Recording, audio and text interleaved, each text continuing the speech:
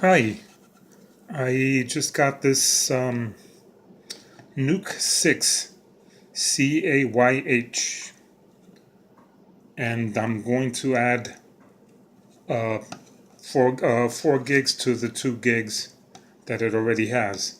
When I bought it, it had no RAM. And why am I adding extra RAM? Because the more RAM you have, the less the operating system and the software have to do their paging.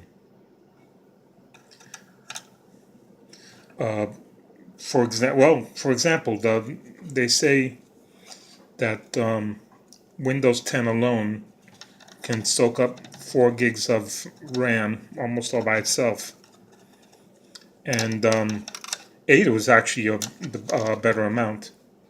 So what it does when you only have 2 is the software has to go back and forth to the hard drive. Now I don't have a hard drive; it has an SSD, but same thing. You save wear and tear on the SSD, and it operates a little faster. So that's why it's a good idea to add RAM.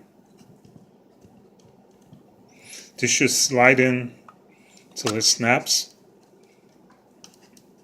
I think I have to do this with 2 hands.